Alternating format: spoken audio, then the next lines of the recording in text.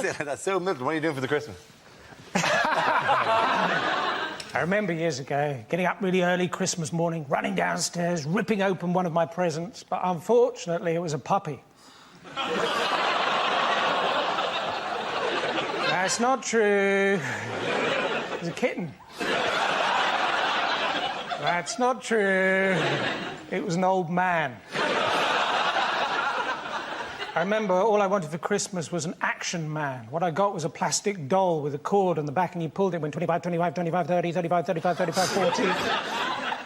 Looked at the packet. Auction man.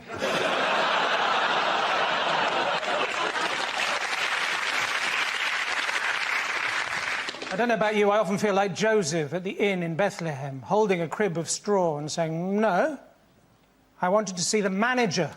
I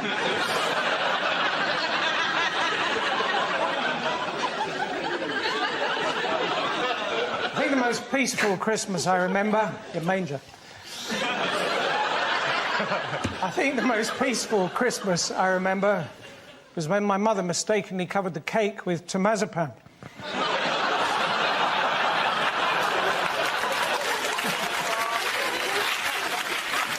The answer is 1/5. What's the question? Is this what fraction of the Jackson 5 might miss the Christmas party? What honour was the actor Nicolas Cage given this year?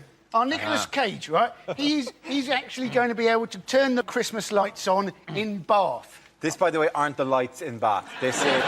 Apparently, what happened was... Those are the lights in Dundee. Somebody actually put a note through his door. He's got a house in Bath, and he's agreed to turn on the lights.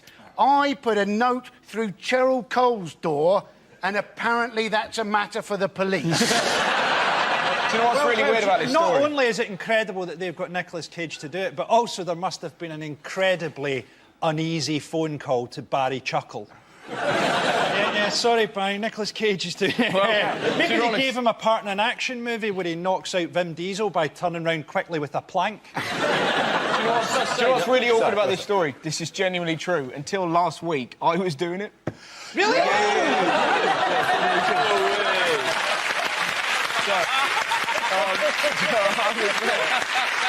was there. Yeah. And then from nowhere, Cage has just jumped. It's funny. All my relatives like, do you want us to sort him out? No, I don't want you to sort him out. Because we'll go around there and mess him up. Don't mess him up. Because you were originally up for the part in Face Off as well, weren't you? And what's really funny about it is the lady that posted the letter through the door is the exact lady that went, oh, we'd love you to do it. You'd be great. And then I read in the paper without even telling me, big Nicholas, you bitch. About 10 years ago, I switched on the Christmas lights in Kidderminster. Wow! And because I've been rude. There are Christmas lights in Kidderminster. Yeah. Were you asked to do this? Yeah, because I've been rude. He's been there again! We hit Bruce Willis! We've been rude about Kidderminster on television. Got a letter from the Kidderminster Tourist Board or whatever saying, would you come and switch on the Christmas lights? So you think, oh, that'd be great, I'd love to do that. But you don't actually do it. Because what they do is they give you one of those enormous pretend switches, right? And you have to kind of go like this on a balcony to a crowd below, and you kind of go, I'm going to press the thing now. And you press it, and as you press it, a bloke in a room behind turns on a switch. So you're not doing it. So hang on a minute, so that bloke's going to be me. I'm going to be the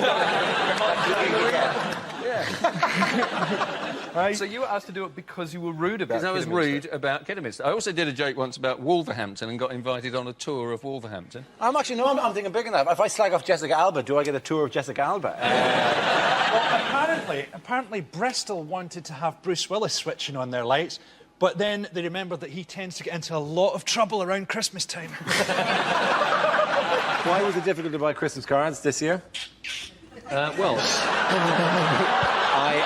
Don't do this. Don't do this. This is topical, hot topical for now, mid-December. It's very exciting that we discuss this topic right now. Did someone not leave a note in a... You're absolutely right. I'm going to ask a question. So why was it difficult to buy Christmas cards this year? Because Santa's turned really evil, Dara. No, it's not because Santa's turned really Well, evil. you say that, but He's turned sensual. He's become the sensual Santa. No, genuinely, go on. Why? Sorry, what? It's because Santa's been behaving like It's an nothing to do with Santa. It's nothing to do with Santa. Well, this is to do with Dressed Christmas. from the top up. He's sensual. He's got the oils. no erotic Santa action here. If I was an old man with a beard and I looked a little bit like Santa, come Christmas time, I'd just be walking around shops going, "Here, you've been a naughty boy." Obviously to kids, not to men. Yeah, that was a bit wrong. Kids doesn't make it you said better. it to me and I got slightly scared. My favourite thing about Christmas, though, has to be the parlour games that you play. We always play a game in our house. We play Celebrity, you know, the thing where you put the names of... Everyone writes the names of loads of celebrities and you put them in a bowl and you got to pull them out and you got to describe them to your team. You know what I'm talking about? And we were playing that once in our house one Christmas and my auntie pulled out Steve Jobs, the head of Apple, which gives you a window into what my family are like, that Steve Jobs, the head of Apple, is considered a celebrity. And she didn't know who Steve Jobs was because she's only married into the family. She's not as big a nerd as the rest of us. And so she says, first name is the McQueen, who was in The Great Escape. So we all go, Steve. And then she goes, the surname is... And she points at her husband, my uncle, who was made redundant in the recession. And when the surname is, you've not got one of these anymore. Which, funny in itself, as funny as that was, what was even funnier was my ma, who was right at the end of the row, and at the angle she was at, thought that my auntie was pointing at my dad. And my ma went, Steve Prostate. That pretty much did us for the rest of the night, that is. Our next round is a festive Between the Lines that features Hugh and Russell. Would you make your way to the press pit, please? Russell delivers a speech in the guise of a lead. The cushion. That was your cushion, wasn't it, that you nicked? Yeah. Oh, that was really horrible. By contrast, Such a cramp. Oh, madness occurs in the compilation. It's Christmas. We're having a laugh at Christmas. Oh, gasp it. Oh, I hope you're having a good Christmas. Watching this, you Don't loser. look at them whenever you do, to be right. We're having a laugh. I hope you are too.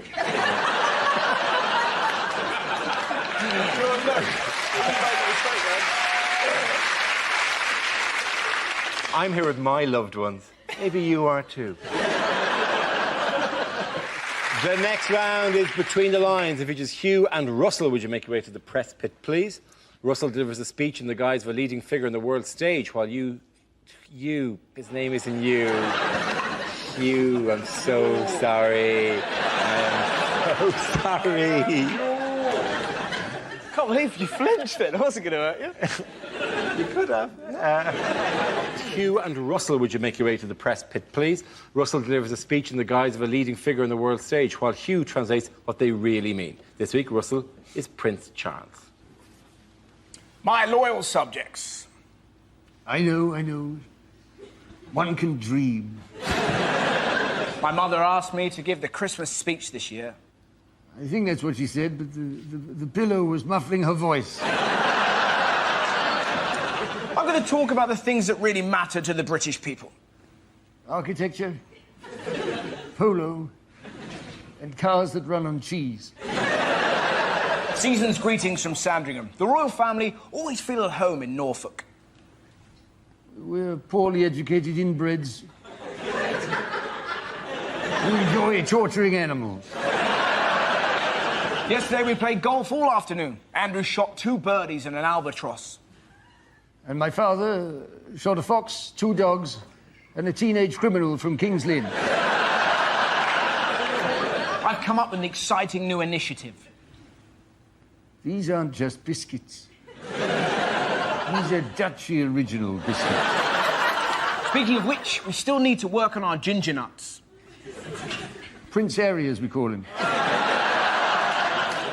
It's really wonderful to see... Sorry, wrong voice. Let's do it again. Merry Christmas. Is that your Nick Griffin impression?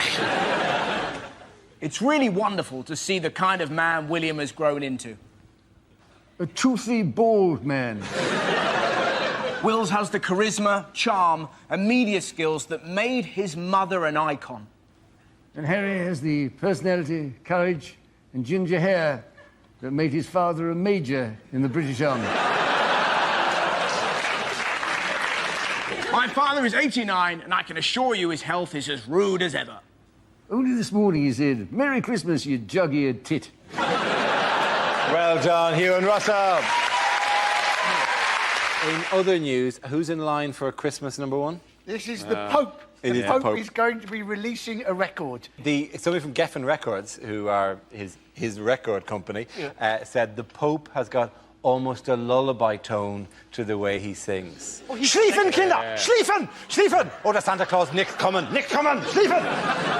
The thing is, it's going to be a very popular record, though, isn't it? It's not just going to be Christians who are going to want to buy it. Everybody is going to want to buy it because those who aren't Christians are going to want to play it backwards to see if there's a different message inside. Wouldn't that be great? Just meet me by the bins, meet me by the bins, yeah. Meet me by the bins, meet me by the bins. Oh, meet me by the bins. I'm buying it. And I think you should record that. That's actually quite good. In fact, let's do that. Let's rival him. Let's do a Mock the Week Christmas song and see if we can't get it to #1. And will the lyrics have to be meet me by the bins, meet me by the bins, meet me by the bins? We can put that in the video. Guys, what are we doing making a Christmas album when we could clean up with a calendar? October!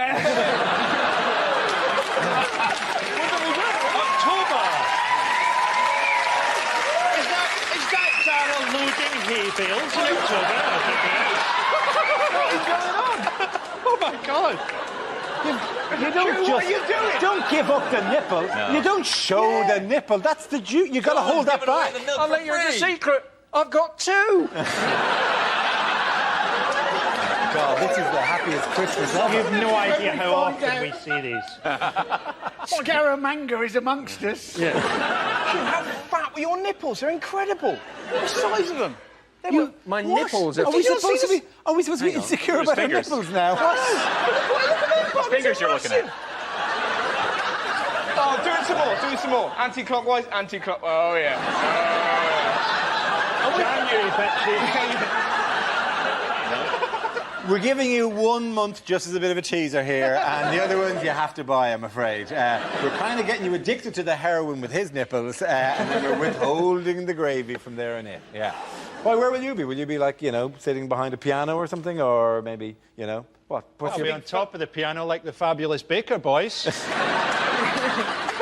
Where will you be, Dara? I see Dara as a sort of a farm hand. Just logs everywhere, just loads of girls go... Yeah. Or it could be very artistic. It could be like Munch's The Scream, and it's just you completely naked. Yeah.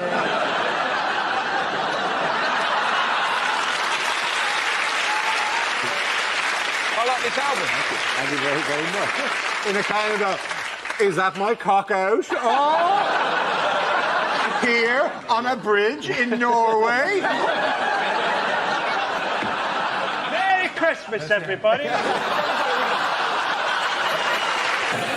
And they also said that, and this is the key phrase, they said it'd be Christmas for criminals. Which actually made it sound kind of sweet. They're all going to sit down and have a stolen turkey. I got you an iPod. I have an iPod. No, you don't. Christmas isn't a good day for criminals. Christmas is a great day for criminals. No, it's everyone's in. It's an absolute nightmare of anything. In Ireland, see, traditionally was because everyone would get loads of presents and then go to mass, at which point criminals would just break into their house and nick all their presents. Was that? Oh, yes, of course. Yeah. It's also the one time of year where you won't look suspicious wearing a great big white beard with a big sack over your shoulder. How will one London shop be getting into the festive spirit early? Are they going to be selling really big hats?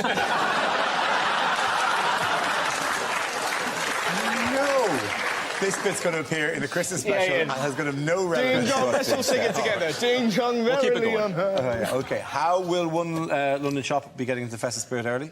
Suffragists have started selling Christmas stuff. Well, they're selling it from the beginning of August. Yes, they are. Do you know one thing they don't sell at Selfridges, interestingly, is fridges? They don't. Yeah, there's a gap in them. You think they would have spotted that? Yeah. Somebody would have been sitting there in the canteen looking at a sign for the shop and gone, ding! Light bulb! From the light bulb department, obviously. Yes, they do. And people are very angry with this. Why are people angry with this? Maybe they're angry because they're selling, apparently, a life-size donkey for £500. Yes. And you're thinking, no wonder that they've got to start selling in August. They need all of that build-up to actually flog a life-size donkey. Who wants a life-size donkey? You can imagine people wanting maybe a little nativity scene, but there's not much point having a little Joseph and a little Mary and a giant donkey. It won't look like something out of the Bible. It'll look like something out of Shrek. Where's the baby Jesus? He's been eaten by the dogs. What is trying to sell that thing? It's like flogging a dead horse. Very rarely will that phrase be used as appositely as that. But the thing is, Christmas, like, because I've been asked to do the Bath lights again. Again? But I can't take on that. Because you know that you were turned down the first Because time. he'll turn up again and ruin it. He's not. He sold the house. Sorry, you know this, don't you? You know this, don't you? He was asked to do it last year, and then they turned him over for some Nicolas Cage guy. Yeah, but Depp's around there as well. Depp will nick it off me. I can't compete with Depp. I saw Depp in Bath High Street, and a woman actually went, "Whoa!" You know? I've never made a woman make a noise like she just jumped into a cold jacuzzi. Dar, you lit the Maidenhead ones, didn't you?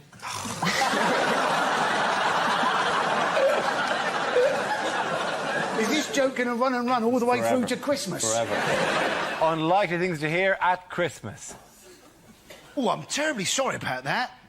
It was alive when I wrapped it.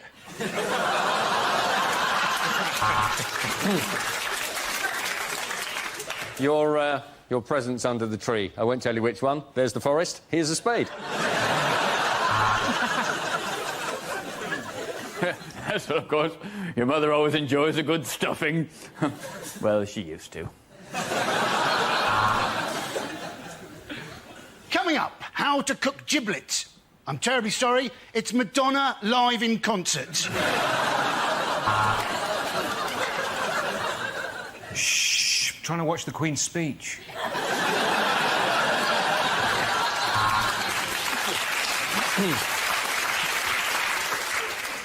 I'm all for fun, but I draw the line at Twister.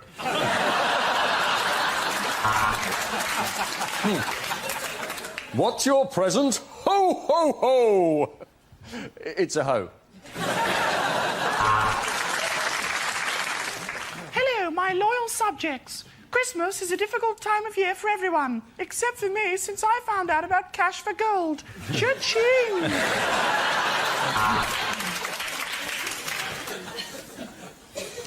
Batteries included.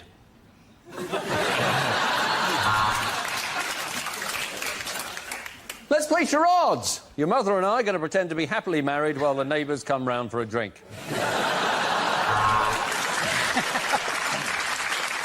And of course, we're all very sorry to hear of the death of Santa Claus, but if you are going to grow a white beard and live in a grotto, it's only a matter of time before the Americans bomb the shit out of you.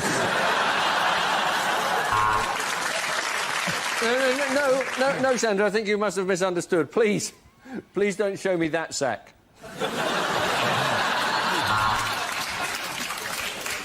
Dear Santa, please could I have a less violent stepdad? One for the DVD. sorry, I beg your pardon. This year, I cooked the turkey Nigella style. By that, I mean I did the cooking whilst your dad went and cracked one off. OK, it's in that round. The points go to Ed, Andy and Mo.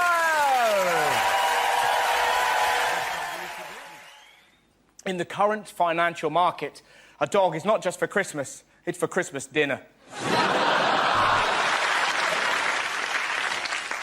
Bad news, I'm afraid. Santa didn't realise it was an eco-house and he's been sliced to pieces by the wind turbine. Have you been a naughty boy this year, Tommy? Would you like to be? I've got money. Well, it seems ironic, really, doesn't it? We buy a non-drop Christmas tree and then this happens to Grandad. On the first day of Christmas, my true love gave to me chlamydia.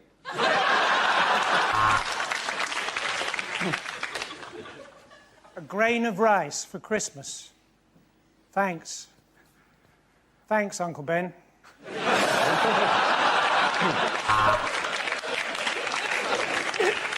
Now we are all familiar with Grandma's charade of Basic Instinct. Shall we turn the TV back on?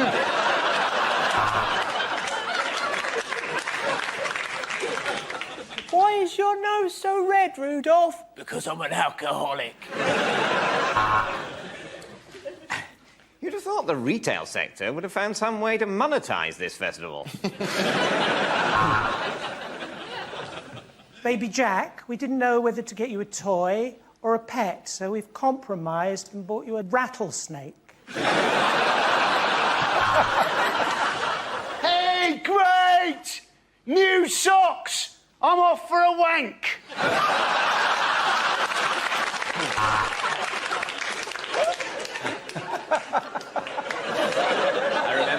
I remember when I stopped believing in Father Christmas.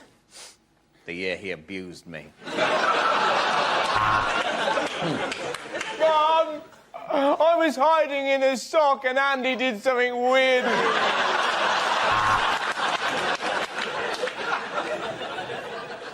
Daddy, I ripped up one of my presents too quickly, and it was a puppy.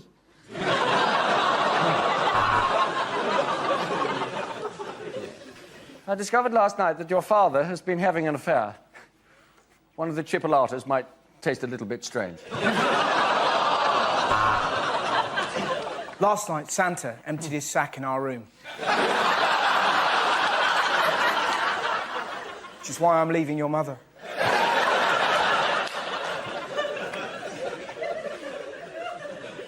This Christmas, I've decided to keep my Christmas broadcast short and sweet. Piss off.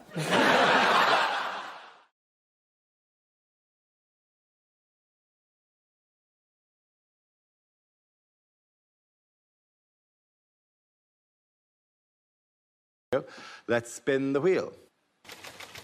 The first subject is journalism. Who wants to come in that? Glenn. I always wanted to be a journalist, even when I was a kid, even when I was on my gap year, backpacking around Surrey. I remember the day I told my family I wanted to be a newsreader. I was at my nan's leaving drinks, which sounds a lot nicer than wake, doesn't it? I felt bad because I never really got to know her and I never really got to know my granddad because he died decades before I was born after a difficult 6-year battle with Germany. I remember my grandmother told me just before she died, she said, Glenn, it doesn't matter what you achieve in life. It doesn't matter what you achieve. As long as by the end of your life you're happy and you can afford your own bed, that's all you need. That's the last thing she told me on her death chair. I used to love being a newsreader. Before that, I was a roving reporter, and it was great fun. I got to travel the world, got to learn new languages. Before that, I couldn't really speak any other languages. I could speak some French. I could say, like, hi, my name is Glenn. I would like 2 baguettes, please, but apparently that's still English. Once I even got to be a red carpet reporter. I got to stand on the red carpet for the National Voiceover Awards. It was amazing. I got to interview the guy that had just won the award for best work in disguising a victim's voice on Crime Watch. And I remember saying to him, you must be so delighted for your award. And he said, well, there's just so many people I'd like to thank. Very good, very good.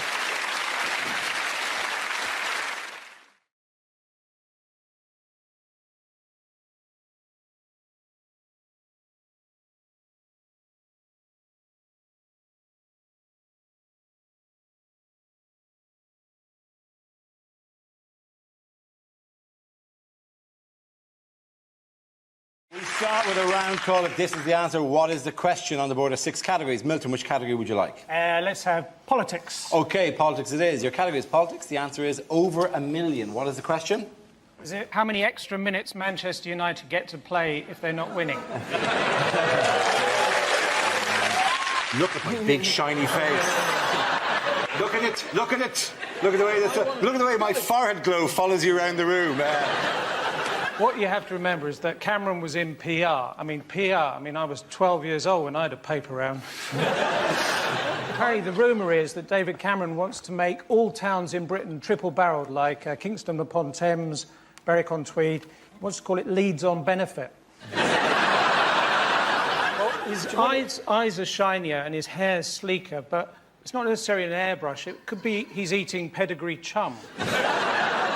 His coat is more glossy. Yeah. Essential minerals are good. So you should see him running through a field and over a wall. It's incredible, man. He's youthful and dynamic. Well, we've all been drunk at work, haven't we? I remember when I worked on an oil rig in the Mexican Gulf.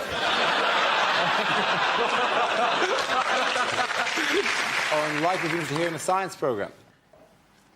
1643. The cold air balloon is invented. But it doesn't really take off.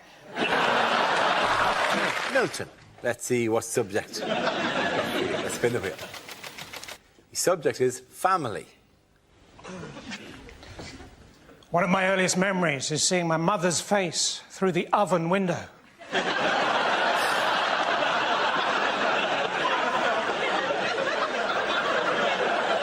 As we played hide and seek, and she said, "You're getting warmer."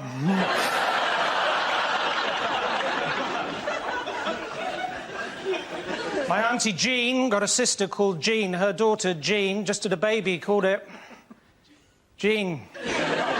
They all went to a nightclub to celebrate. They got to the door and the bouncer said, "Sorry."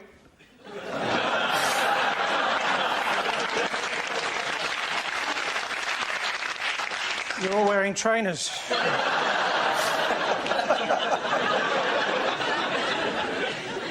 My grandfather, Jean, always complaining about how much things cost. £1.50 for a cup of tea, £2.25 for 3 custard creams. I said, "Look, Grandad, you just popped round. I didn't invite you."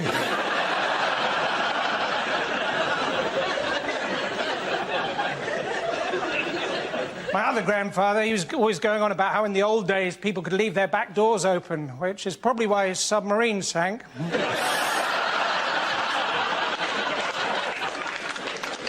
My other grandfather, when he died, we didn't even get the chance to say goodbye, which was all the more poignant because he drowned in a bowl of Cheerios. I used to own a Toyota years ago, and I remember once I was driving along eating a marshmallow, and all of a sudden my airbag deployed. And in that moment, I thought I'd become really, really small. Carlsberg don't do liver transplants. But if they did... Well, you can tell that Beckham thinks something is wrong, because if you look at the picture, he's going, "I." There's an A coming out of his mouth. I. This game involves Milton, Andy and Diane, so if you could make your way to the performance area, please. Without kicking the shit out of the set. Oh, there you go. Fuck off the face. Well, that's a minute of the DVD sorted out. Hey, that moment seemed a bit too hot for TV, yeah. So, talk me through it again, Mrs. Hopkins. You were having Sunday dinner. You said to your husband, "Will you carve?" And he just lay down on the floor and gave birth to a baby cow.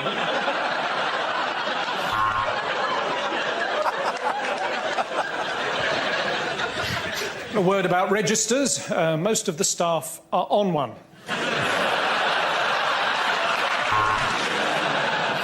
Is it the gap between this word... No, it's not. Doing that. Dear Deirdre, I am a control freak. What should I do? I'll tell you what I should do.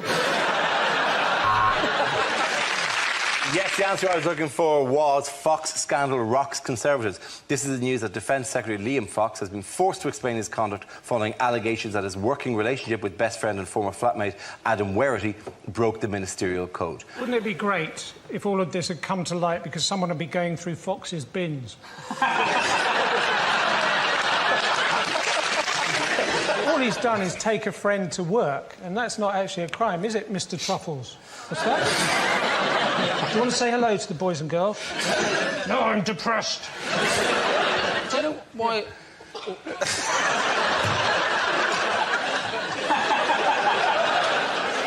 What Cameron should do is get a great big black hat and the sleep mask he got on the plane, and he stand up in front of the G20 and said, "I will lead you out of economic austerity, for I am...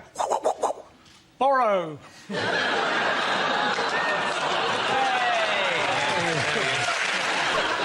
found out my bank were fixing the loan rate, I went down there every single day and shouted at them. But then I consolidated all my anger into one monthly outburst. Things you wouldn't hear on a political discussion show. Sorry, did I interrupt you? Is it if you saw Pythagoras in concert, name one of the old numbers he might try and do? Is it... Transport is the topic.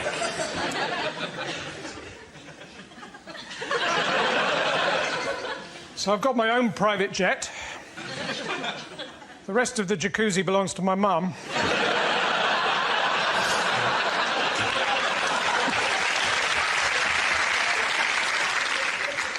If you've got a sat-nav, don't put the name of the company you're visiting into it. I tried to take some mayonnaise back the other day. I ended up in Helmand Province.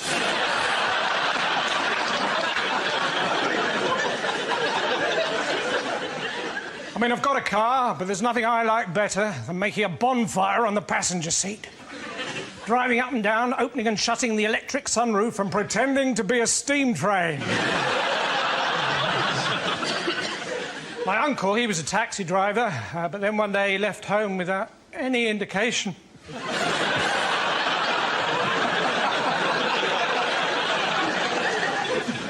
So recently, I was fell walking in the Lake District. Well, it's not quite true. Recently, I fell walking in the Lake District. I was going to tell someone, but the pillar box was full of sugar puffs. The worst job I ever had was forensic pathologist for the United Nations. And I remember uncovering the mass grave of 1,000 snowmen. Fortunately, it turned out to be a field full of carrots.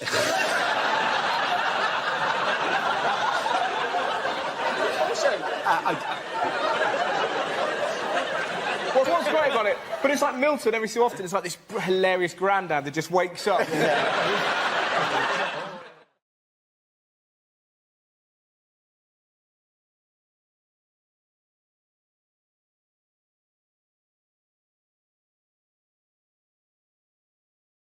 Lines you wouldn't hear in a sci-fi movie. Hi, is that NHS Direct? Yeah, a bit of a temperature, and I've got an alien coming out of my stomach. 2 paracetamol, OK. OK, Mr. Zulu. Set course for the 4th quadrant to the Orion Nebula. I think there's a Nando's there.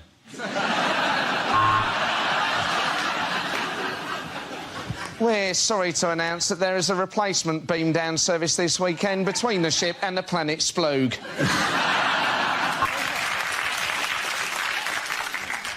You've got to imagine this in a Scottish accent.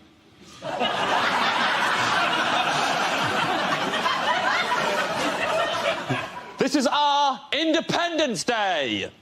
There you go. They abducted us and took us to their spacecraft, and then they explored our bodies with strange probes. I'll be honest, it was the best stag night I'd ever been on. This man can now reach the full potential of his brain. Joey, wake up, you can tie your shoes. Reem.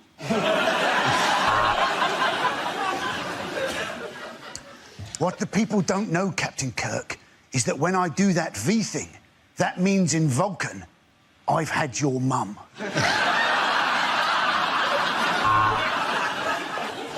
I think this time tunnel is broken. We have gone 1,000 years into the future and Bruce Forsyth is still working.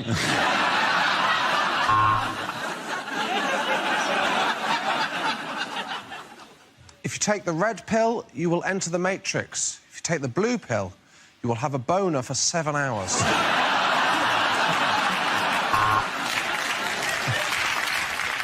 This is it. The machines are taking over. Hashtag apocalypse.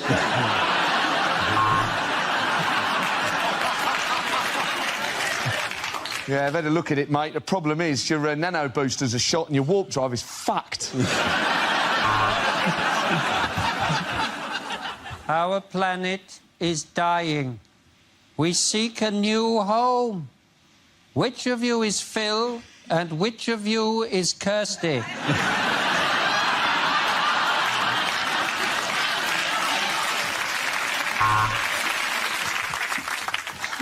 The dinosaurs are killing everyone. Why do we keep reopening this park?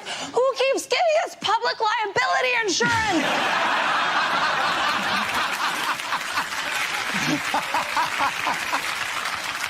So the plan is you get in the time machine, go back in time, and cock-block Hitler's dad.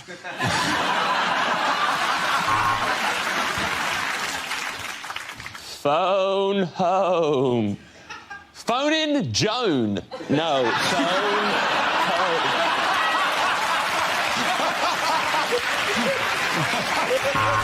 OK, at the end of that, the points go to Matt, Catherine and Andy.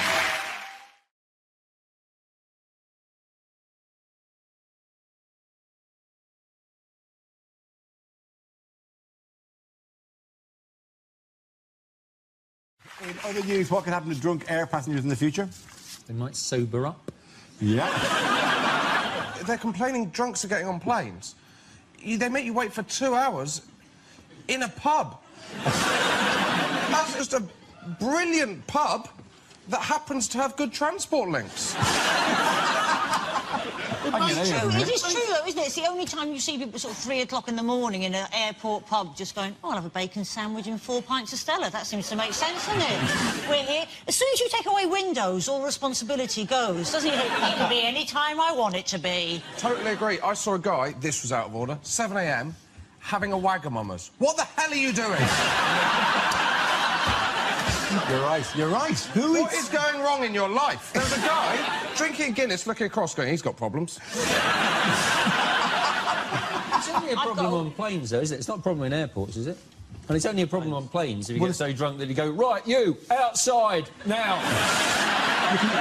But they always say that people get drunk and try to open the doors. Presumably you can't actually open those doors. I don't think someone can just run around...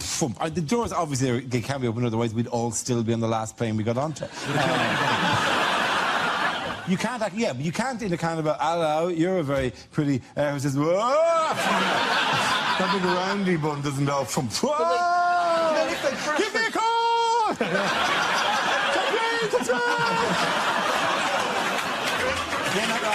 James O'Reilly.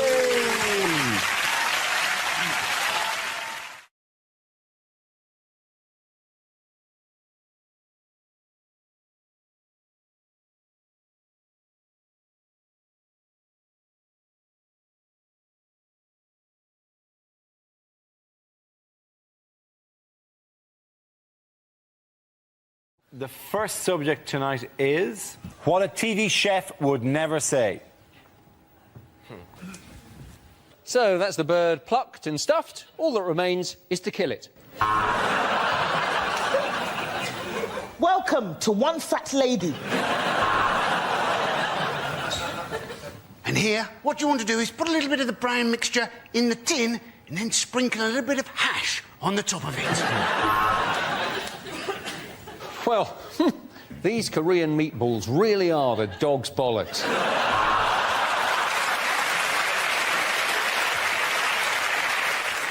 If you're wondering how to get the perfect skin on your parsnips, then you're mental.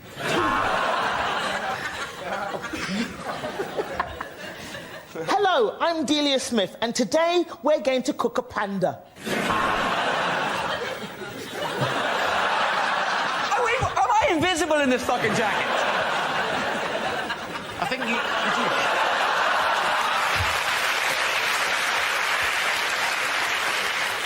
So, I've marinated it for half an hour, seared it for 15 seconds, and now I'm drizzling it on my buttocks. You just need 2 things to make this dish. What you need is a takeaway menu and a phone. Tonight on Russian cookery, cyanide, polonium, and a crab stuffed with explosives.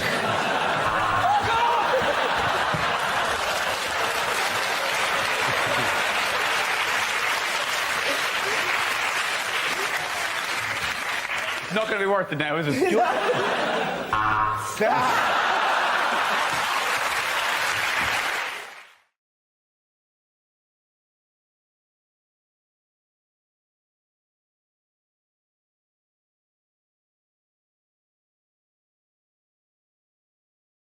Our next round is called Newsreel. We play in a recent piece of footage featuring people in the news and ask you to suggest what might be being said. This week's clip features the Prince of Wales. Good God, it's Margaret Beckett, isn't it? From the First Labour government. Do you know, I'm beginning to wonder how recent this footage actually is. Well, only a train in a box. That's odd. Mummy normally gives me a Twix and a lump of organic cheese. Still, never mind. Stick that on eBay. So this will be your driver, Dave. Hello, Dave. I love you. So you drive this, do you? Yes, I bet you've got a tale or two to tell. Your work here has been hairy a couple of times. I bet it has. Yes. Do you know, I quite fancy doing your job. Yes, and I quite fancy doing your job. Well, that's not going to fucking happen, is it? Can I have a go? No, I'm afraid it's against regulations. Is it? Is it? Now, Dave, think very carefully. Yes, I think that's the right answer. Nobody wants to be force-fed organic biscuits. Anyway, let's have some fun. This is an impression. This is the British economy. It's going backwards. Yes, don't worry, I understand about trains. Now, tell me, Dave, can this go sideways? Backwards and forwards. It's backwards and forwards. Why don't we just concentrate on driving the train? So just push the lever forward if you could. It's a lever, is it? I thought it was an enormous licorice allsort. What do? Just push it forward, do I? Oh, yes, look, we're going. Well, this is a piece of piste. I'm stealing a living. Yes. Oh, wait a minute. Hang on, my arm's stuck. I think, hang on, Dave, my arm's locked. David, my arm. Dave, I can't stop. My arm's locked. His arm's locked. My arm's locked. I can't. Oh my God, where are the brakes? Where are the brakes? They're out of control. I can't stop it. Got you there, didn't I, Dave? Well done, you got us.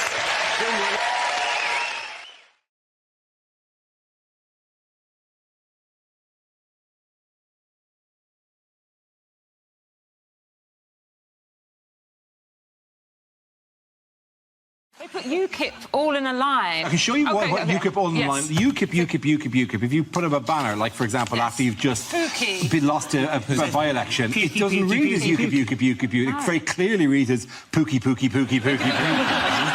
I'm voting Pookie. What does Pookie mean in Malaysian? It's a word for a female set of genitalia. It's vagina! Yeah.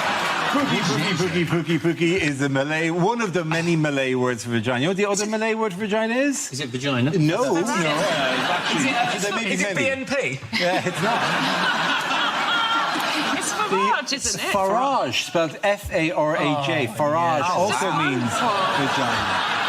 The Malays have so many wonderful words for vagina, and all of them are nicer than the word vagina. Maybe that's why he wants independence from all other countries, because Farage means fanny in all those countries. So I'm sick of it. It doesn't affect your political career. There is genuinely a member of the House of Lords called Lady Garden.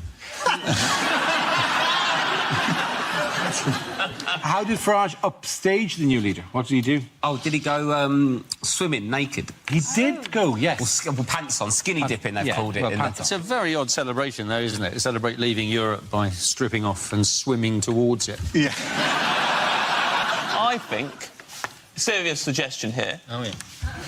Hello, by the way.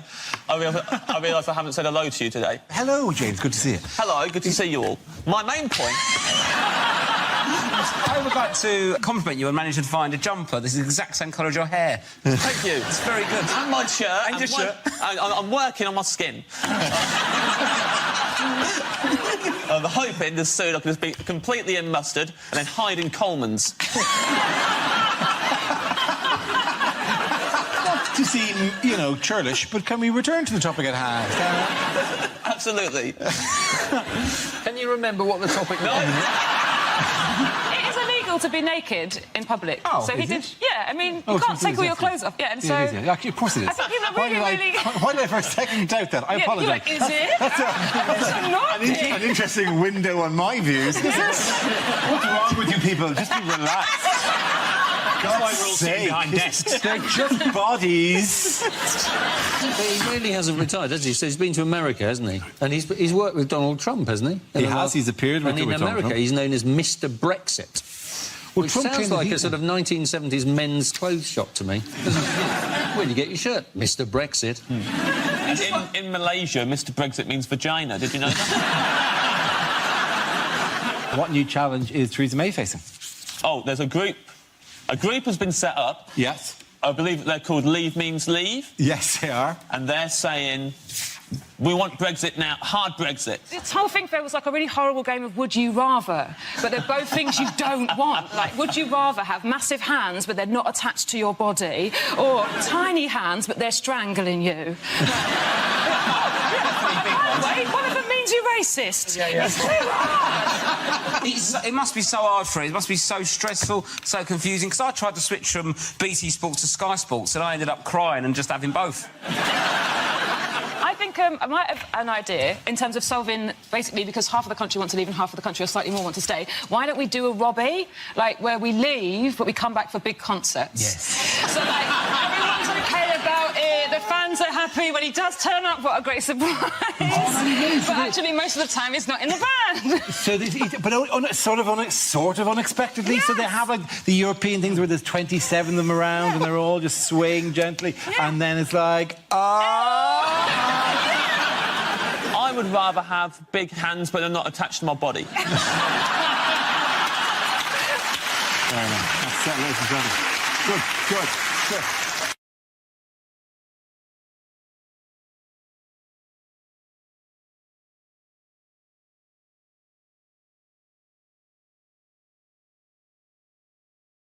Unlikely letters to television channels. Dear Channel 5, your recent documentary on dyslexia was insightful and sensitive. Please show the boy with shit for brains again. As a terrorist, I have been watching Countdown with interest. It is rubbish. Nothing happens. Dear News 24, go to bed.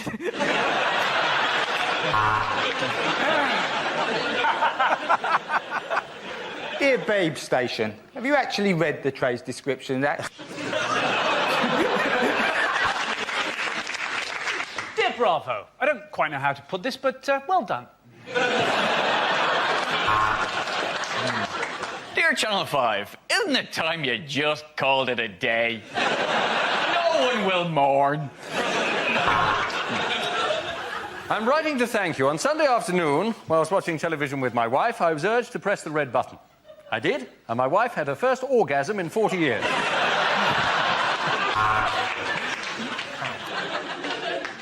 Dear Al Jazeera, please bring back your hit sitcom, Men Behaving Baghdadly.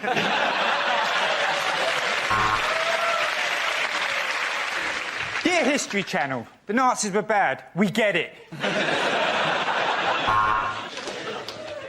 Dear Hallmark, roses are red, violets are blue, your cards are shit, and your channel is too. Dear Channel 4, why don't you pricks book me for any of your shows?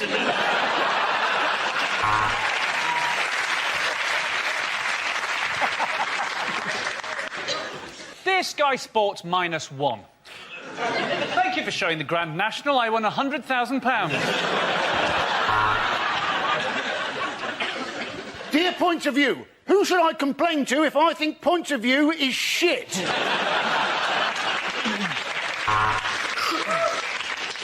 Dear Fiver, if I give you a tenner, will you please stop broadcasting? Dear Channel 4, why not liven up Deal or No Deal by putting a nail bomb in one of the boxes? OK, at the end of that round, the poll's going to rush ahead of Andy.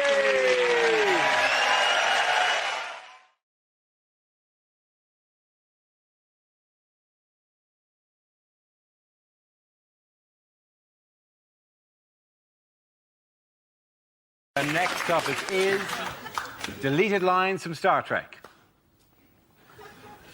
Kirk to Enterprise. OK, how about if I stand over here?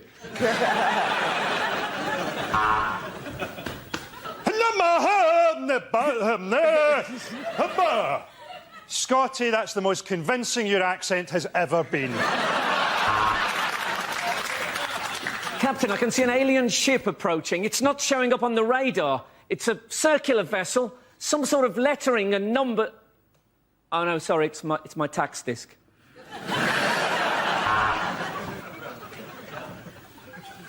I have no emotion. My mother was a Vulcan. My father was Gordon Brown. All right, which one of you ate my Scotch egg? This is the Federation of Gay Planets. Open your docking bay and prepare to be boarded. Tell you what, Spock, your towel is a lot softer than mine. Captain's log. Just seen some aliens. OMG. WTF. LOL. Smiley face. Who are these terrifying aliens? You can't call them that anymore, Captain. It's Uhuru and Sulu. Welcome to the SS Enterprise, Mr. Eccleston.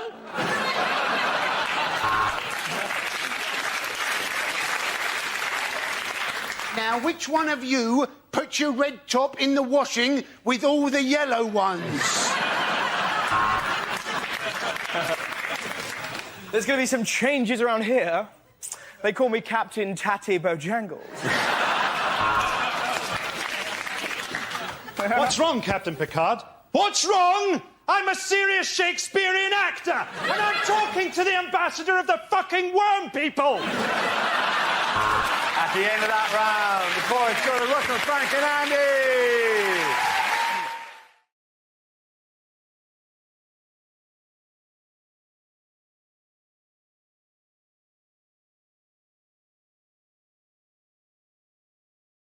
Now we play a round called Mockter Quinn Medicine Woman.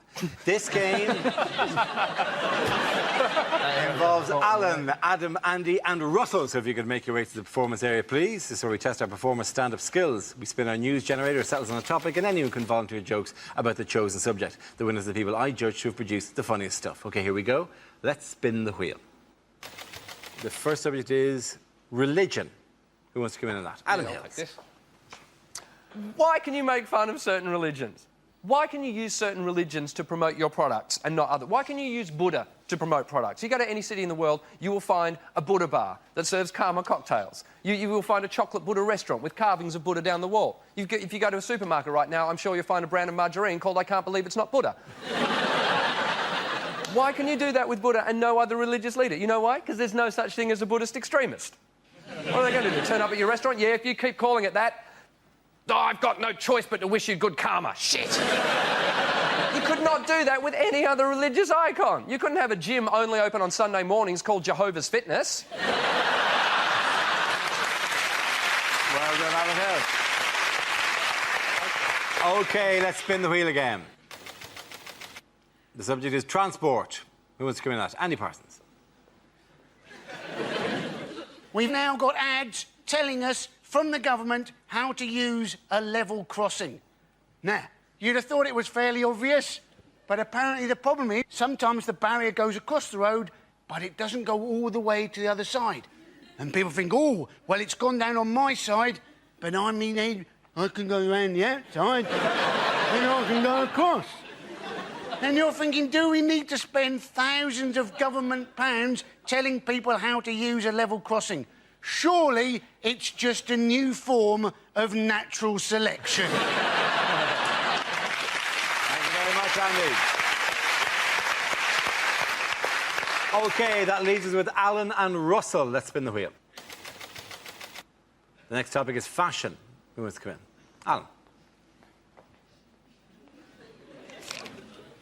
Yeah, I'm pretty cool. I'm at a funny age. It's hard to get clothes right, I think. Somebody explained to me that there's a theory that the day you pick something up and think, is this too young for me, that is the day that some clothing has got too young for you. And I'm only in my early 30s, but I've had it happen already. I picked something up the other day, I thought, is this too young for me? And it was. It was some of those trainers with wheels on the heels. I think clothes matter. My mind was changed on this last December. I saw a big issue seller in the street dressed as Santa. Yeah, it's fine for us, for adults, but it was daylight, there was children in the street, and I could see one little boy looking at the big issue seller and then looking at his mum as if to say, it's not looking good for my PlayStation 3 this year. Thank you very much, Alan.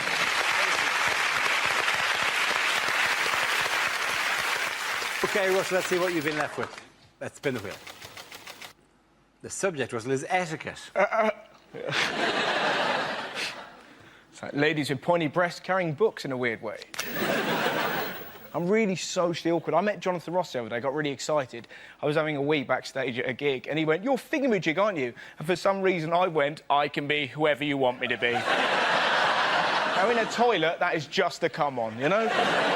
And with women, it's even worse. I was on a train the other day, and this lady went, "Excuse me, can you look after my bags whilst I go to the toilet?" Now, in that situation, all you've got to do is go, "Yes." But for some reason, I panicked and went, "You're not allowed to go, and it's in the station." So she sits down, going, "Fair enough, didn't realise you were the poo goblin." Horrible moment. The train wouldn't move. Eventually it did. I swear she looked at me and went, "Can I go now?" Thank you very much, Russell. And in that round, the points go to Adam Allen.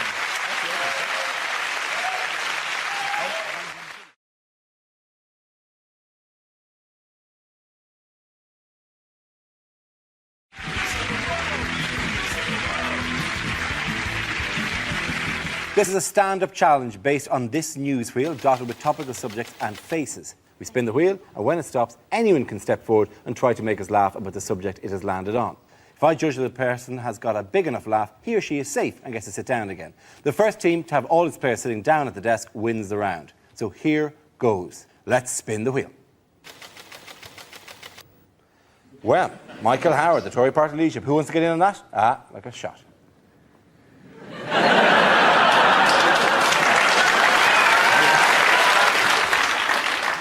Hello.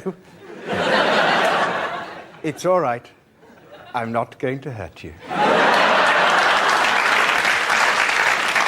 At the election, I announced my timetable for action, and here it is. I'm going.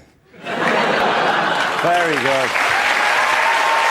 Rory, Brendan, sit down. To be honest, you could have sat down after you did the face. So let's spin the wheel again. OK, education. Who wants to go for that? Frankie's up. The government's new education policy, apparently, is to make children stay at school till they're 18. It's just not living in the modern world, is it? 17-year-olds having to go to school. Who's going to pick their kids up from primary?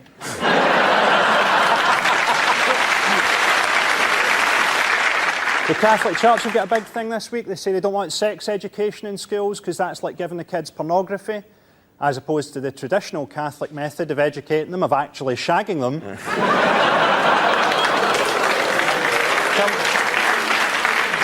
Come on. Sex education at my school was a muttered warning about the janitor. That's perfect. Frankie, sit down. Well done, you could.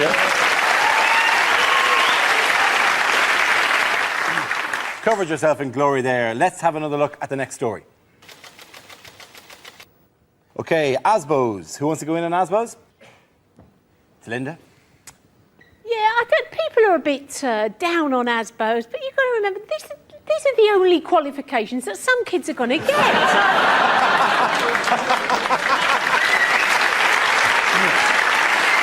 Linda, sit down. Well done. What's our next topic? OK, ID cards. Who wants to come in on that? Jeremy. Well, these are interesting because the defenders of ID cards say, well, we already have to carry lots of ID. you need to establish your identity in order to establish your entitlement to enter certain leisure centres or to claim benefit or to establish your entitlement to enter certain buildings. But this new card will establish your entitlement to go outside. And people say, well, they were a good idea because we had them in the Second World War. But in the Second World War, it was just a piece of cardboard that said, this is Mr. Wilkins, he's not a German spy. This will be this digitised, magnetised thing that says, this is Mr. Wilkins, he may not be a German spy, but he's got a genetic heart defect, his sister's against GM crops, and he took a video late back to Blockbuster in 1997. Jeremy, please sit down. So, it's a tie-break situation. I'm going to spin the wheel one more time. I want the two remaining players, that's Hugh and John, to give me something on that one topic. You both get a go of it, and the audience essentially decides. So, let's spin the wheel. OK, the nation's health. Apparently, it's very important to stay healthy to have 5 portions of fruit a day. I do that. I have half a packet of Starburst.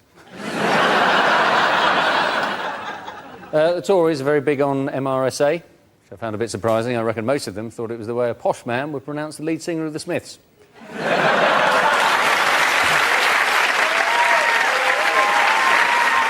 Just stand there, Hugh, because John is going to try to top that now.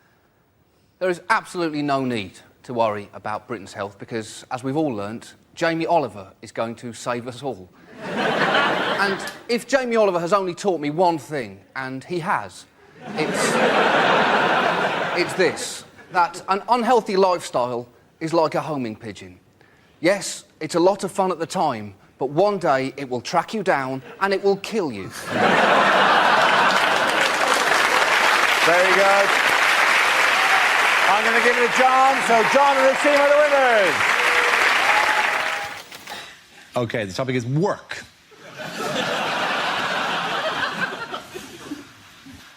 I nearly lost my job as a roofer when I was caught masturbating on the first day. Yeah, luckily, my boss said I could wipe the slate clean.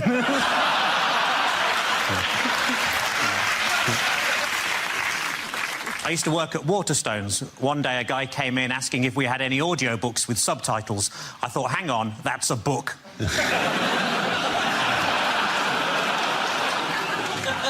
The circus near me held a competition to find the best contortionist, so I entered myself and won.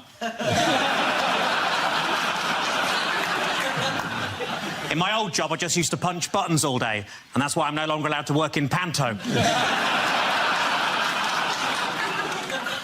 I've got 2 lawyers working for me at the minute. One's pro bono, and the other thinks he's a right pretentious twat.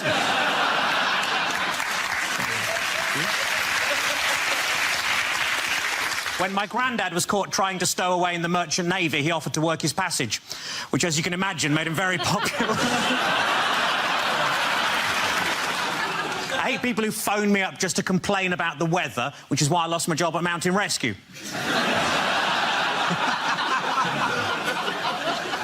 I was at a station the other day that had a piano on the platform, so I had a little tinkle on it, which saved me 30 pence.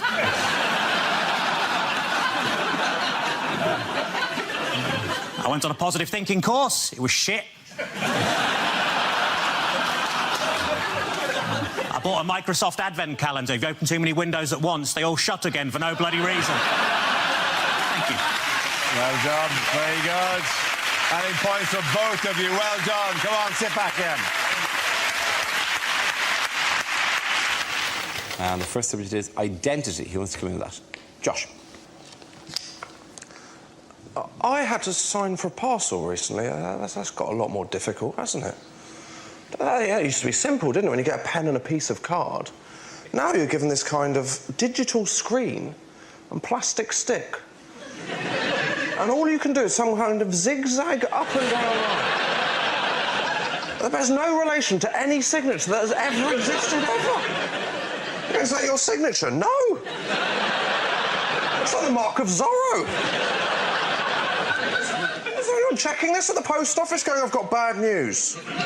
Zorro is back. And he's signing for every parcel in the United Kingdom. Oh, that's struggle filling in these forms, but I filled in the census last year. My favourite question was on the final page. There was a question that said, please fill in the details of anyone that doesn't live with you, but stayed over on the night of March the 23rd. That's going to be very awkward if you've just had a one-night stand, isn't it? Good morning, a few questions. What is your occupation? What do I want to know? Well, I'm telling the government, actually, yeah. It's not like I think you just drop in, just go, morning, do you take sugar in your tea? Also, would you describe yourself as Caucasian? Thank you very much, Dr. Rubicon. OK, let's see what the next subject is. And it's nationality. Who wants to give me that? Catherine. Hello. I'm of mixed heritage, actually. I talk like a Canadian, but I tolerate my partner's drinking like an Irish girl. I travel a lot, from London to Ireland, and anyone who's flown Heathrow to Cork knows that on your way to the plane, they have signs reminding you how many chances you've got left to get drunk.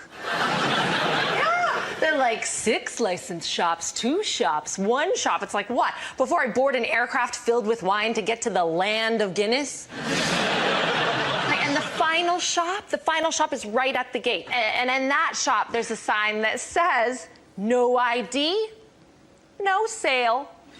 And I'm like, this is an international airport. How about no ID? How'd you get on the plane? It is in the boarding lounge, If a terrorist manages to sneak through levels of security at the world's busiest international airport, give him a pint. Thank you very much, Catherine. OK, that leaves us with Milton. Let's see what you've been left with, Milton. Let's spin the wheel. Transport is the topic.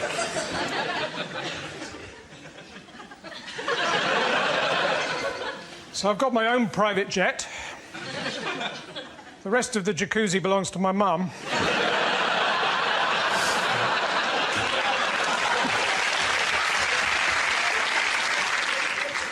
If you've got a sat-nav, don't put the name of the company you're visiting into it. I tried to take some mayonnaise back the other day. I ended up in Helmand Province.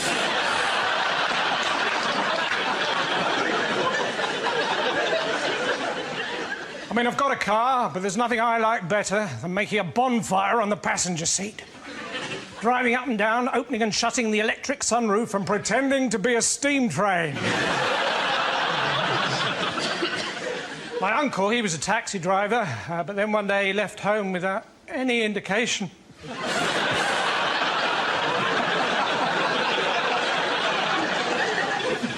So recently, I was fell walking in the Lake District. Well, it's not quite true.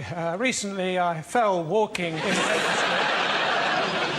I was going to tell someone, but the pillar box was full of sugar puffs. Thank you very much, Milton. OK, prize everyone.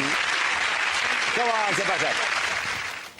First subject is climate change. Use in like a shot. The problem with climate is that we're ruining the environment. You know, every year we destroy an area of rainforest the size of Belgium. Why not just destroy Belgium? No one would mind. We're desperate to find an alternative to oil.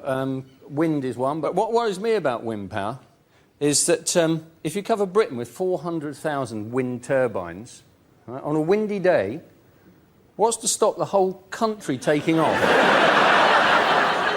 like an enormous hovercraft and heading for France. That is European unification by the back door. Very good, Hugh. Hugh, sit down. Congratulations. Very good. So, let's have another topic. Live 8. Rory's coming in like a shot. Yes, it's Live 8 this week. Bob Geldof's big thing was to persuade people to go to Edinburgh by boat. Right. Okay, because the first 20 miles are easy. The rest you're going to carry the boat on your shoulders. They're trying to get a million people up to Edinburgh. Elton John's not going. He's sending flowers. And it's a whole G8 Live 8 thing where the world's richest 8 nations get to meet the world's 8 richest rock stars. Rory, well done. Sit down. Let's have another topic. OK, reality TV. Who wants to get in? Me. Oh, hang on. Just a second, though.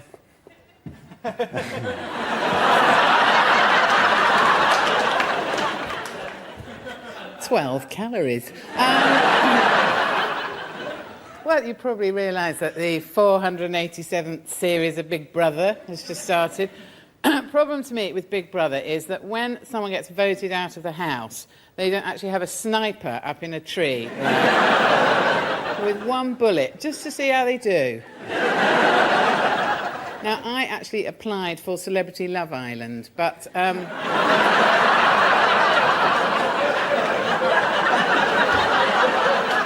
You can sit down now if you want to. That's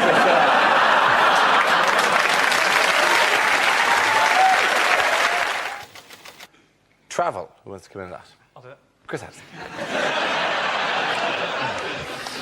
The most dangerous roads in the whole of the world are British motorways. That is my sincere belief. Not because of the speed, because you can't get up speed on the British motorway because you're stuck behind a dick in a caravan. Do you know, I found this out. 1 in 5 families in this country goes caravanning. Why? What makes a family who don't get on in a normal-sized house believe that squeezing themselves into a tin for a fortnight is going to improve matters? It's such a self-deluding activity, which for me is symbolised by that. You know that 5-foot-long wing mirror, the attachable wing mirror the dad puts on the car? Well, I have to see what's behind me. It's of paramount importance that at all moments I can see what is behind me. Oh, for goodness sake, just paste a picture of a traffic jam on there, because that's what's behind you. You don't need to look to see what's behind you. It's there because you are. So the government, they're boring, right? The motorways are boring, and the government puts up those signs to stop us falling asleep, saying, "TARDIS can kill, take a break." But the thing is, we're not surprised by those signs anymore, so they don't really work. I think they have to keep changing them. I think they should change those signs to keep us on our toes. Change them to ones that say, "Deja vu can kill, take a break," and then one exactly the same, half a mile.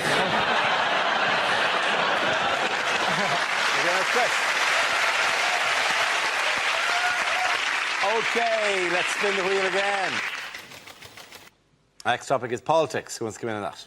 Any persons? So, we have a Liberal-Conservative coalition. It makes no sense, does it? 2 words that mean completely opposite things. It would be like having the Whig-Baldy coalition or having voted for the no-swearing arse party.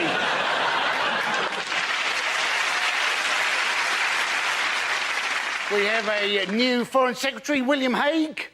I don't think he's going to be taken seriously, is he?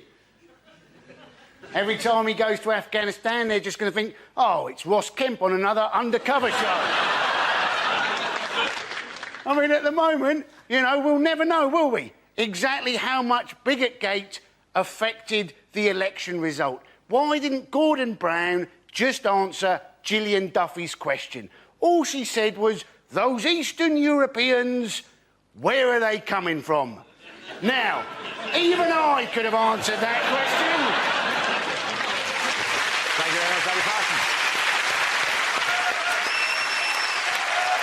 OK, that leaves us with Mickey. Let's see what topic you've been left with. Let's spin the wheel. And the topic is food. Oh, here you go. Now, this is one of my favourite topics because I actually hate restaurants.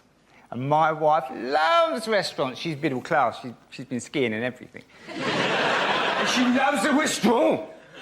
She says, "Can we go to a restaurant at the weekend?" And I say, "Yes, we can." And we're barely there 2 minutes, and she's like, "Isn't it a lovely ambiance?" And I say to her, "I don't know what you're talking about." I've worked out what an ambiance is. It's a night out about poor people, isn't it, basically? It's people with a few quid to say, "Can we just have one night out about the poor people turning up? You know what they're like. They'll be banging spoons together, singing Mailman's a Dustman, creating an atmosphere. We want an ambiance." So we try and enjoy the ambiance. But something's happened spoiling it for me. There's no tomato sauce on the table. Creating the situation when my wife looked at me, she said, "You're going to ask for tomato sauce, aren't you?" I said, "Yes, I am. Because I'm going to have the risotto." You can't eat risotto without red sauce, it's too dry. It's a health and safety issue. You've got to zhuzh it up with a bit of red sauce, right? So I thought, I'm not having it. I said to the waitress, excuse me, do you have any ketchup in the building? She's looked at me like I'm the worst pleb God has ever put breath in. She went off to the kitchen and I saw her making her way back with a pot about that big, about 2 chipfuls of tomato sauce. I thought, oh, here we go. She's tried to put it down and walk away like she's doing a drug deal or something. And I stopped her. I said, hold on, love, don't rush off. And I took a sip of it. And I looked at her, I said, yes, I'll have a bottle, please. Thank you very much, Jiffy. Well done. And that point is first. Gonna make it sound again. Well done. Trust. Who wants to come in on that? Sean.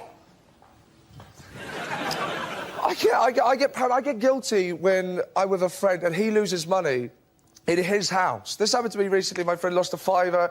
I thought, does he think I've taken his £5? Is this what's happening? He thinks I've taken... I want to say I haven't taken his £5, but I don't want him to think that I'm guilty. And then I start thinking, hang on, have I taken his £5? Maybe I've taken his £5. Maybe I've put his £5 in my pocket. I want to check my pocket. I can't check my pocket. If he sees me checking my pocket, he's going to think I've nicked his £5. I want to go and hide and check my pocket. I can't hide and check my pocket. If I hide and check my pocket, he's definitely going to think I've nicked his £5. So I went into the bathroom. I found his £5. I couldn't go and give it to him. It would have looked like I got guilty, decided to give it back. I can't just leave it there. He's seen me go in. It's going to look like I planted it, so I just nicked it. Very good job. OK, let's spin the wheel again. Subject is family. Who wants to come in on that? Greg. All of my family are obsessed by the ageing process. Every single generation of us are obsessed by it at the moment. I'll just share this with you before I talk about other family members, just so I can get it off my chest. I was visiting my parents last week, and an old family friend came up to us in the street and said to my mum, "Hello, Pauline, how are you?" She said, "I'm all right, thanks, Kath, how are you?" And then she looked up at me and she said, "Hello, Bob, how are you?" Bob is my dad. He is 75 years of age. All of us are obsessed with it. All of us are obsessed with ageing in our family. Even my nan. My nan is doing her best to hold off the years. She puts a pound of face cream on every single morning. You know, and there's not a face cream on the market that works, ladies and gentlemen. I know that because of my nan, because she's a lovely woman, but she's religiously applied this stuff, and with the best will in the world, her face is ruined. I said to her, "You've spent all that time and all that money, Gran, and your face is no better than Grandad's." He's dead. He died in the war. He got shot in the face. With a cannon.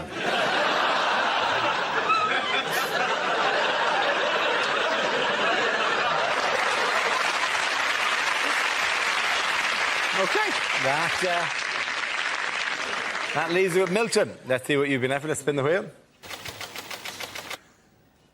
And the subject is travel.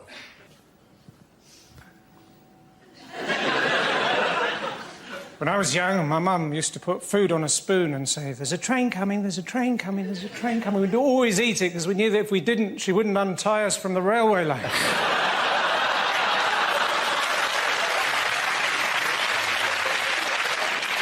I tried to get here by train today.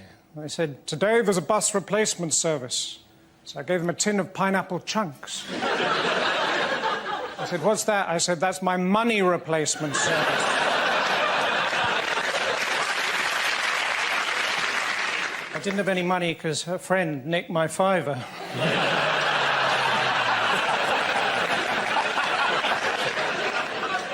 Thanks, that doesn't normally work.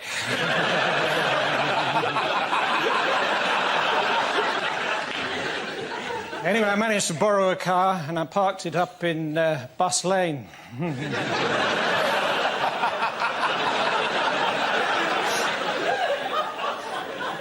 Last year I went on a ballooning holiday, put on 4 stone. The other day I bought one of those off-road vehicles, 3,000 quid, got it home, found out it was a canoe.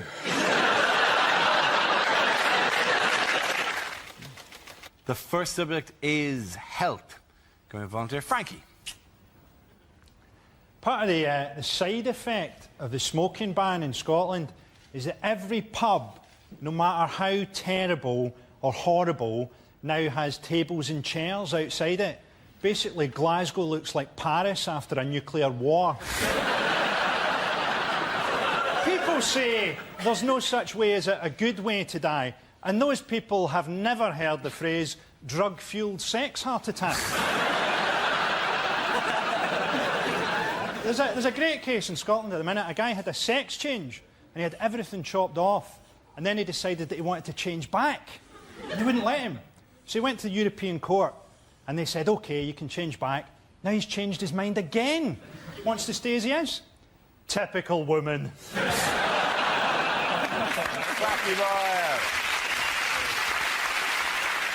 OK, let's spin the wheel again. The subject is the West Country. Who? Russell. How can you not love the West Country? I've genuinely seen graffiti in Bristol during the last Tory campaign. Do you remember, are you thinking what we're thinking? Somebody had written underneath it, is it, do I like what's-its? It's phenomenal. Just wonderful, isn't it? I used to live there. I've moved away from Bristol because I was near a dogging site, which is just a bit odd, right? And, all right, I wasn't into it. I was just near a dogging site, right? And I was talking to my friend. I was like, Jane, why do they do dogging near the house, right? And she looked and went, apparently you got really great views of the Clifton Suspension Bridge. And you're like, well, you've got faith in humanity, haven't you? Just the idea that some... I tell you what, it's only when you're doing the nasty in a Cortina that you can truly appreciate the work of Isambard King de Brunei. That, my friend, is craftsmanship. Shall we? Wonderful. Thank you very much, Russell. OK, we're left with Michael and Andy. Let's spin the wheel again. The next subject is North-South Divide. There goes Michael. Right, yes. Now, I am from the south. Have you noticed? I have been north, up the M1, and I don't know what happens to the word the. It seems to disappear at about junction 25 on the M1, and the word the just goes, that's it from me, I'm getting off. You go on ahead. Are you coming with? No, I'm not interested up there. And then you get there and they don't have, they say, up to fridge, or you're going up to, what are you doing? My first experience of this was when I went to the cinema in Leeds. I saw The Lion, the Witch and the Wardrobe. I had more fun asking the woman what it is I'd booked to see than watching the entire movie itself. So what is it I'm seeing here today? Took one, took witch and took wardrobe. What's she talking about? You're hearing this? Are you taking toothpaste? Yes, of course. I thought it might be a nice idea maybe to go to HMV and get a DVD of The Lion, the Witch and the Wardrobe, maybe The Good, the Bad and the Ugly, and perhaps an album by The, and just line them up on the counter. What is it I've decided to purchase here? Took one, took witch and took wardrobe. Took good, took bad and took ugly. And took. Thank you. Well done, Michael. OK, Andy, let's see what you've been left with. Let's spin the wheel. And it's religion. Looks like my dad.